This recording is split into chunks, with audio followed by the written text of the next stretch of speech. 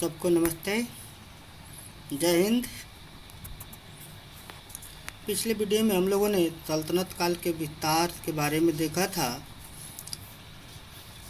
जब गुलामबंद का अंतिम शासक गयासुद्दीन बलबन की मृत्यु हो जाती है तो दिल्ली की सल्तनत को हासिल करने के लिए जो 40 अमीरों का समूह था उसमें संघर्ष प्रारंभ हो जाता है और उस संघर्ष में जलालुद्दीन फिरोज खिलजी जो है 1290 ईस्वी में दिल्ली की सत्ता को काबिज करने में सफल हो जाता है।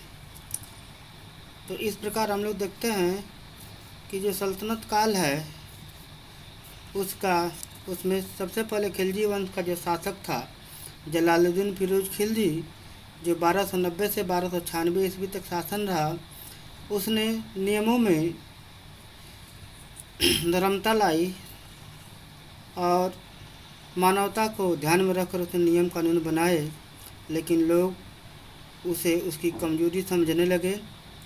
इसी बीच उसका जो भतीजा था अलाउद्दीन खिलजी, जो कड़ा प्रांत का सूबेदार था और उसका रक्षा मंत्री था, उसने देवगिरी पर आक्रमण करके वहां से जीत कर बहुत अधिक मात्रा में धन संपदा प्राप्त करता है और उस जीत की बधाई देने के लिए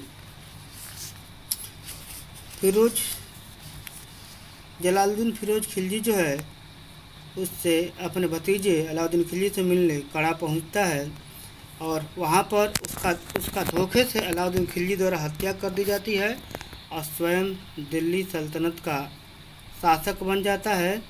और अलाउद्दीन खिलजी का जो शासनकाल है 1296 ईस्वी से 1316 ईस्वी तक रहा। इस दौरान उसने अपने शासन काल के अंतर्गत सबसे पहले प्रशासनिक कार्य में सुधार किया। उसके बाद उसने अपनी सेना में सुधार किया, क्योंकि उसका एक सपना था कि वह विश्व विजेता बने। इसके लिए एक बड़ी सेना की ज़रूरत थी, तो उसने एक सुसंगठित सेना का संगठन किया। उसके बाद उसने किसानों की समस्या को ध्यान दिया और कृषि पर विशेष ध्यान दिया और सबसे पहले उसने ज़मीन को गज के रूप में नापने की योजना चलाई और पूरे ज़मीन को उसने गज में उसका माप कराया और 60 वर्ग गज का 1 बीघा उसके शासनकाल में होता था।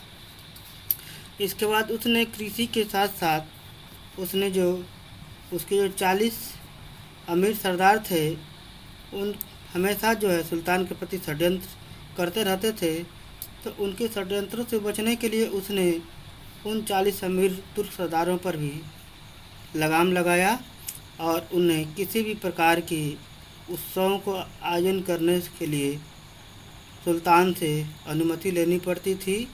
इस प्रकार जो 40 अमीरों का तुर्क संगठन है अलाउद्दीन खिलजी से डरने लगा।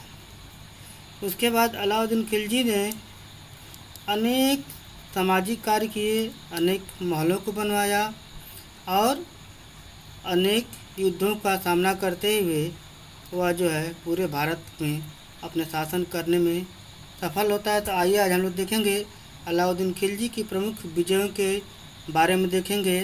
वर्षवार, स्थान, शासक और उसके युद्ध के सेनापति कौन थे, उन सेनापतियों के बारे में जानेंगे।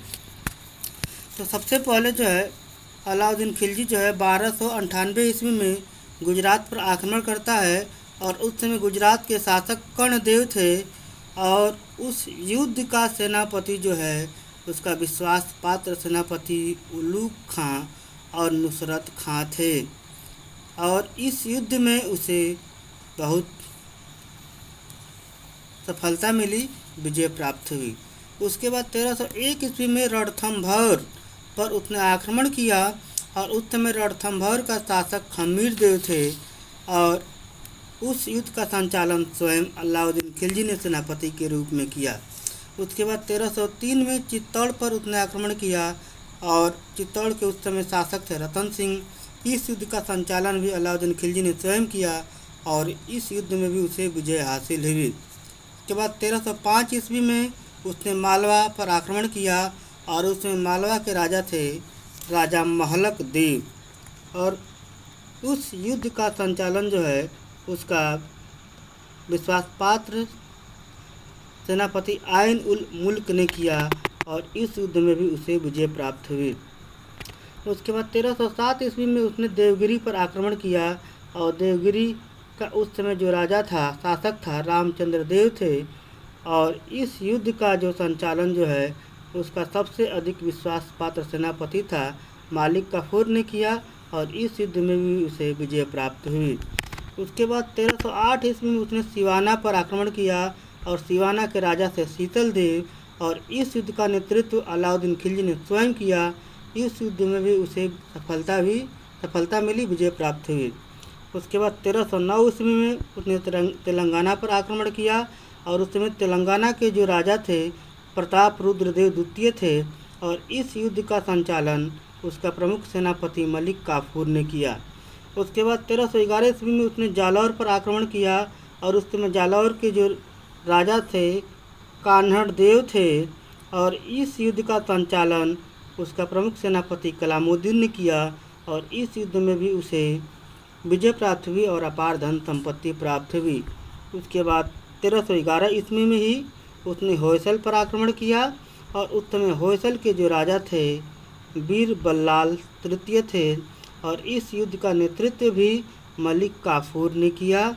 उसके बाद 1311 ईस्वी में उसने पांड्य पर आक्रमण किया और पांड्य के राजा थे वीर पांड्य और इस युद्ध का भी संचालन मलिक काफूर ने किया और इस युद्ध में भी उसे विजय प्राप्त हुई।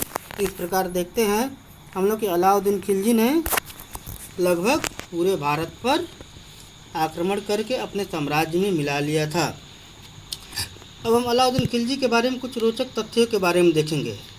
अलाउद्दीन खिलजी एक नया धर्म चलाना चाहता था तथा विश्व विजेता बनना चाहता था। इसकी चर्चा मैं पहले भी कर चुका हूँ। इसको हकीकत में बदलने के लिए उसने काजी, उस समय जो न्यायकर्ता थे, न्याय का काम करते थे, उन्हें काजी कहा जाता था। उसने काजी अला उल मुल्क से परामर्श लिया। काजी अला उल मुल्क के परामर्श से अलाउद्दीन ने अपनी दोनों इच्छाओं को त्याग दिया। इसके बाद अब आगे देखते हैं कि अलाउद्दीन का महान सेनापति मलिक काफूर को 1000 दिनारे भी कहा जाता था। क्यों कहा जाता था? क्योंकि अलाउद्दीन ने उसे गुजरात विजय के दौरान उसके सेनापति नुसरत खान द्वारा 1000 दिनार में खरीदा गया था। किसे खरीदा गया था? मलिक काफूर को खरीदा गया था। इसलिए मलिक काफूर को 1000 दिनारी के नाम से भी जाना जाता था। अलाउद्दीन महान साम्राज्यवादी था। सर बुलजले हेग जो इतिहासकार हैं के अनुसार इसके साथ सल्तनत का साम्राज्य काल प्रारंभ होता है जो लगभग आधी शताब्दी तक चलता रहता है।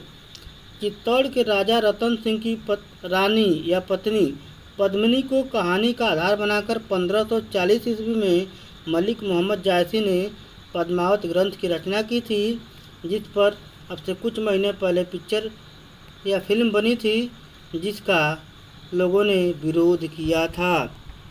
तेलंगाना अभियान में वहां के शासक प्रताप रुद्रदेव द्वितीय ने अलाउद्दीन के सेनापति मलिक काफूर को विश्व प्रसिद्ध कोहिनूर हीरा उपहार में दे दिया था। ये प्रश्न परीक्षाओं में आ रहा है कि तेलंगाना के किस शासक ने अलाउद्दीन के सेनापति मलिक काफूर को विश्व प्रसिद्ध कोहिनूर हीरा जो है भेंट में दिया था। तो वह है शासक का नाम है प्रताप रुद्रदेव द्वितीय, जिसने अलाउद्दीन के सेनापति मलिक काफूर को विश्व प्रसिद्ध कोहिनूर हीरा उपहार में दिया था, जिसे मलिक काफूर ने अलाउद्दीन को भेंट कर दिया था। अलाउद्दीन ने 1303 ईस्वी में वृत्ताकार अलाई किला बनवाया जिसमें 7 द्वार थे। इसे कोसके सीरी के नाम से भी जाना जाता है। परीक्षा में भी प्रश्न आता है कि कोसके सीरी किसे कहा जाता है। तो 1303 ईस्वी में अलाउद्दीन खिलजी द्वारा वृत्ताकार अलाई किला बनवाया गया जिसमें 7 द्वार थे। उसे कोसके सीरी के नाम से जाना जाता था। अलाउद्दीन खिलजी ने एक और प्रसिद्ध कार्य का शुरुआत किया। सन 1311 ईस्वी में कुतुब मीनार के निकट कुतुब मीनार से भी 2 गुने आकार की एक मीनार बनवाने का कार्य प्रारंभ किया। परंतु वह उसे पूरा नहीं कर पाया।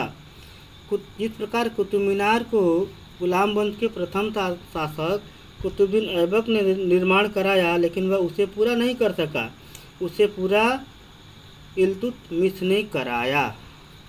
तो इस प्रकार हम लोग देखते हैं कि अलाउद्दीन खिलजी जो है अपने शासनकाल में विभिन्न विजयों में इस प्रकार जो है वह प्रसिद्ध होता है। अब हम लोग देखेंगे कुतुबुद्दीन मुबारक खिलजी के बारे में, जिसका शासनकाल 1316 ईस्वी से 1320 ईस्वी तक रहा। सन 1316 ईस्वी में अलाउद्दीन के मृत्यु के बाद उसका पुत्र जो है कुतुबुद्दीन मुबारक खिलजी दिल्ली का सुल्तान बना। अब यहाँ पे दो प्रश्न बन रहा है कि अलाउद्दीन खिलजी की मृत्यु कब हुई थी। तो अलाउद्दीन खिलजी की मृत्यु 1316 ईस्वी में हुई थी, और अलाउद्दीन खिलजी के बाद उसका अर्थात दिल्ली का शासक कौन बना। तो अलाउद्दीन खिलजी की मृत्यु के बाद उसका पुत्र कुतुबुद्दीन मुबारक खिलजी जो है दिल्ली का सुल्तान बना 1316 ईस्वी में। कुतुबुद्दीन मुबारक खिलजी दिल्ली का सुल्तान बनते ही अपने पिता के कठोर कानूनों को रद्द कर दिया, जो बाद में जाके उसके गले की फांस बन गया, गले की हड्डी बन गया और उसे बर्बाद कर दिया। कुतुबुद्दीन मुबारक खिलजी ने जाति के भेदभाव को मिटाने के लिए एक निम्न जाति से मुसलमान बने हसन को खुसरो खां की उपाधि से सम्मानित कर उसे अपने राज्य का प्रधानमंत्री बनाया। खुसरो खां के एक मित्र ने 1320 ईस्वी में कुतुबुद्दीन मुबारक खिलजी की हत्या कर दी और खुसरो सल्तनत के राज सिंहासन पर नासरुद्दीन खुसरो शाह उपाधि धारण कर बैठ गया, यानी सत्ता पे काबिज हो गया 1320 ईस्वी में। इस प्रकार हम लोग देखते हैं कि खिलजी वंश का जो अंतिम शासक था कुतुबुद्दीन मुबारक खिलजी, उसकी हत्या हो गई, उसकी मृत्यु हो गई। अब हम लोग देखेंगे जो कुतुबुद्दीन मुबारक खिलजी ने जिसे प्रधानमंत्री बनाया था और उसके मित्र ने मुबारक खिलजी की हत्या कर दी, और हत्या के बाद जो है खुसरो जो है नासरुद्दीन खुसरो शाह के नाम से 1320 ईस्वी में दिल्ली के सिंहासन पर बैठता है। तो नासरुद्दीन खुसरो शाह 15 अप्रैल से 5 सितंबर 1320 ईस्वी तक दिल्ली सल्तनत का सुल्तान रहा। अर्थात हम कह सकते हैं कि उसका शासनकाल बहुत कम समय रहा। दिल्ली सल्तनत के राज सिंहासन पर बैठने वाला वह प्रथम भारतीय था। इसके बारे में हम पीछे चर्चा किए कि क्यों कैसे वह प्रथम भारतीय हुआ, क्योंकि वह एक निम्न जाति से संबंध रखता था और वह मुसलमान बन गया, और मुसलमान बनने के बाद जो है अलाउद्दीन खिलजी के पुत्र कुतुबुद्दीन मुबारक खिलजी ने उसे अपना प्रधानमंत्री बनाया था। खुसरो ने अपने संबंधियों एवं स्वजातियों में सम्मानों तथा पुरस्कारों का पर्याप्त वितरण किया, जिससे अलाई सरदार या खिलजी सरदार जो है उससे नाराज हो गए। और नाराज होने के बाद दीपालपुर जो पंजाब में पड़ता था, दीपालपुर के सरदार या सूबेदार गाजी मलिक ने 1320 ईस्वी में खुसरो को युद्ध में परास्त कर उसका कत्ल कर दिया। और कत्ल करने के बाद उसने खिलजी वंश के जो भावी शासक थे उनको खोजा। खिलजी वंश का जो उसे कह सकते हैं कि खिलजी वंश में उसने खोज किया कि खिलजी वंश का कोई वारिस बचा है कि नहीं बचा है, लेकिन बहुत खोज करने के बाद उसे खिलजी वंश का कोई वारिस नहीं मिला। तब अंत में गाजी मलिक जो है गयासुद्दीन तुगलक की उपाधि धारण कर दिल्ली सल्तनत के सिंहासन पर विराजमान हुआ। इस प्रकार हम देखते हैं कि खिलजी वंश के शासन का अंत हो गया और भारत में तुगलक वंश के शासन का प्रारंभ हुआ। तो आज की वीडियो में बस इतना ही। सबको नमस्ते, जय हिंद।